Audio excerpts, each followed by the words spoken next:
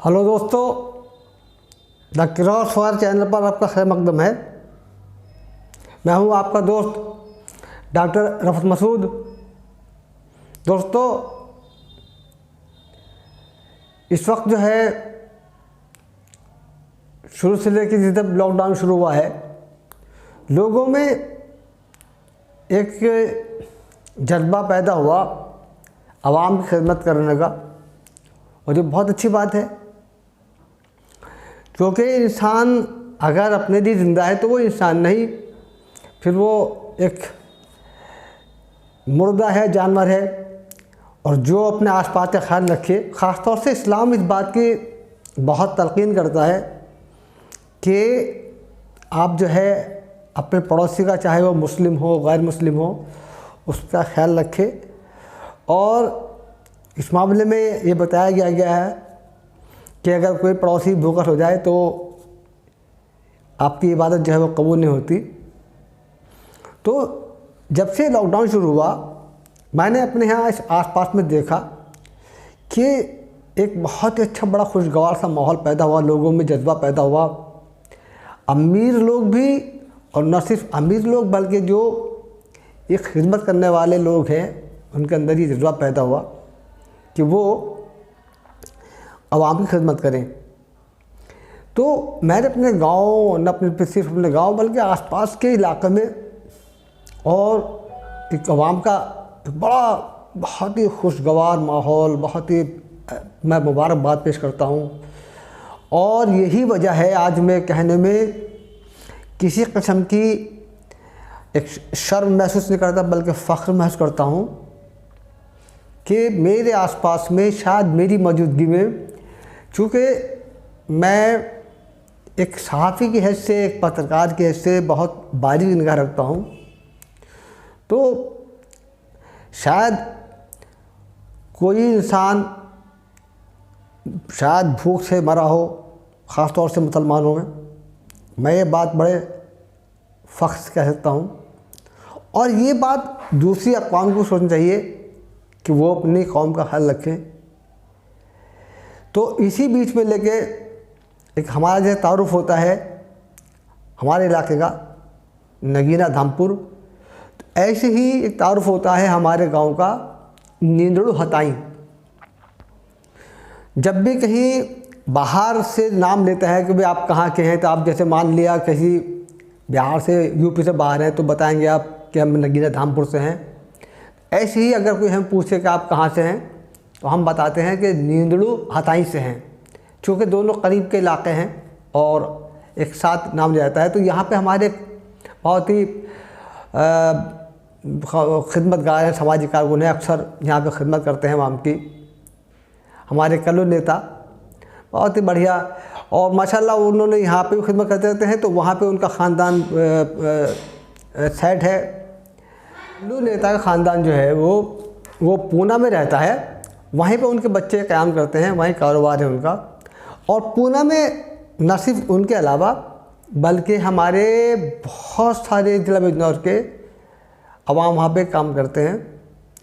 तो कल्लू नेता के ख़ानदान ने और पूरे उनके जो बच्चे, जिनमें सादिक शेख हैं, समीर शेख, नाज शेख, मुबीन पीरज़ादा, शुएब बीजापुरी वगैरह शामिल हैं।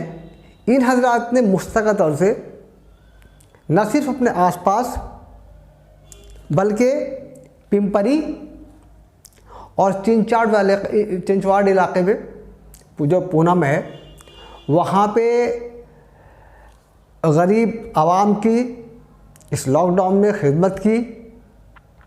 मैं इसके लिए दिल से अपने कल्लू नेता, जो मेरे भाई हैं छोटे, और उनके जो बच्चे हैं, उनको मैं दिल से सैल्यूट करता हूँ, और उम्मीद करता हूँ कि वो आइंदा भी पूना में अवामी खिदमत में लगे रहेंगे। और दोस्तों, इसके साथ साथ जहाँ जहाँ भी आप हमारे लोग रहते हैं, तो मैं उनसे बार बार कह रहा हूँ कि वो दो चीज़ों पर बहुत ध्यान करें, एक तालीम पे और एक अस्पताल पे। चूँकि अभी हमने लॉकडाउन के वक्त देखा था कि कुछ इलाक़ों में कुछ अस्पताल वालों ने मुसलमानों का इलाज करने के लिए मना कर दिया था।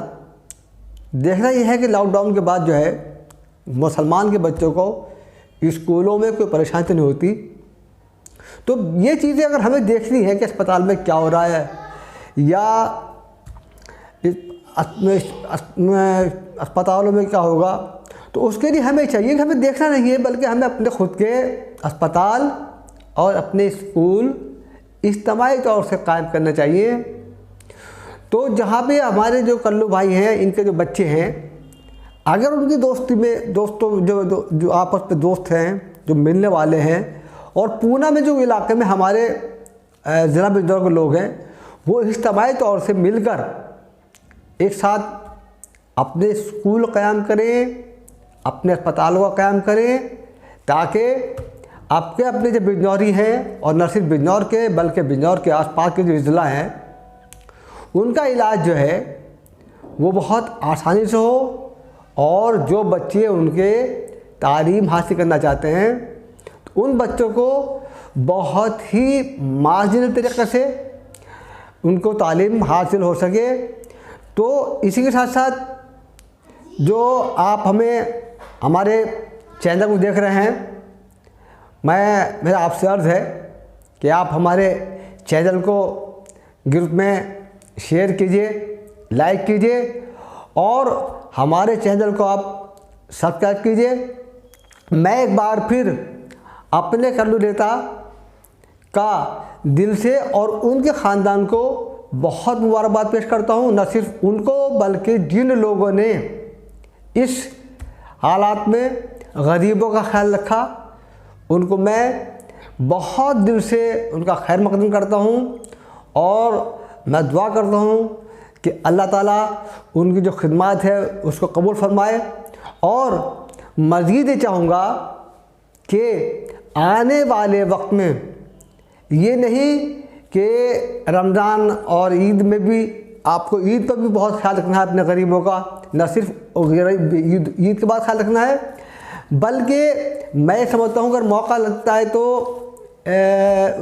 जो आने वाला वक्त है, चूँकि मैं बार बार कह रहा हूँ लॉकडाउन का आप बहुत ख्याल रखिए, मार्केटिंग से दूर रहिए। और मैं इस बात को बहुत अच्छा हुआ कि हमारे मुफ्तियान किराम, हमारे उलमाए किराम ये बार बार कह रहे हैं कि मार्केटिंग से दूर रहें और अपनी नमाज जो हैं वो ईद की नमाज जो है वो घर पे अदा करें। और ये फरमा रहे हैं उलमाए किराम, तो अगर मैं आलिम नहीं हूँ तो वो ये कर लें कि आलिमों से इस मामले में मशवरा कर लें। जहाँ तक मेरे पास जो इस किस्म के मालूमात आ रही हैं वो ये बताया जा रहा है कि आप चाश्त की नमाज अदा कर लें घर पे, क्योंकि जुमा घर पे नहीं हो सकता, जुमा मस्जिद के अंदर होता है। तो इसी तरीके से जो ईद की नमाज है वो ईदगाह में अदा होती है। तो वहाँ उलमाए किराम ये मशवरा दे रहे हैं कि ईद की नमाज घर ना पढ़ के बल्कि चाश्त की पढ़ लें। अगर इस बारे में अब भी कोई, चूँकि मैं आलिम बार बार आपको भाई बता रहा हूँ, मैंने बताया भी है कि मैं आलिम नहीं हूँ, तो अपने आलिम से मशवरा कर लें कि हमें नमाज हम किस तरीके से घर पे अदा करें ईद की, या ईद से अलावा हमें क्या नमाज़ पढ़नी है। इसके अलावा मैं मुबारकबाद पेश करता हूँ सिवारा के हजरात का कि उन्होंने मीना मार्केट का मुकम्मल तौर से अपना उसे बंद किया है। तो मैंने उसको शेयर भी किया है और वो उसकी बहुत तारीफ़ हुई है, न सिर्फ सिवारा बल्कि पूरे ममालिक में इसकी सिवारा की तारीफ़ हुई है। और उसके बाद में फिर वहाँ एक सिवारे का पैगाम ये पहुँचा कि संभल, मुरादाबाद, मेरठ, वहाँ के अस्पताल जो है बाज़ार बंद रहे। तो आप भी जैसे लॉकडाउन जो है, जब तक लॉकडाउन चल रहा है, डिस्टेंस बना के रखिए, क्योंकि आने वाला वक्त, क्योंकि मरीज़ों की तरफ बहुत जो तादाद है वो हर रोज़, कल जो है 5600 आई थी, 1 लाख से ऊपर क्रॉस कर गई है। तो ये रफ्तार बढ़नी है। तो मेरा आपसे खसूसी तौर से जो मुस्लिम ख़वातीन हैं उनसे अर्ज़ है कि वो बाज़ार में जाने से बचें, और उनके ख़ानदान वालों से मेरा ये अर्ज़ है कि वो सख्ती करें अपने घर वालों पे, और मार्केटिंग में जाने से अपनी ख़वातीन को रोकें। दोस्तों, इसी के साथ साथ अगर आपको मेरा ये वीडियो पसंद आ रहा है, हमारा चैनल के जो प्रोग्राम आपको पसंद आ रहे हैं, तो आप हमारे चैनल को सब्सक्राइब कीजिए और हमें लाइक कीजिए और ग्रुप में शेयर कीजिए। इसी के साथ साथ मेरी आपको जहाँ भी आप दुनिया में कहीं मौजूद हों, हमारे नाज़रीन, उनको मेरी नए ख्वाहिशात, दुआएं। जय हिंद, जय भारत, अल्लाह हाफिज़।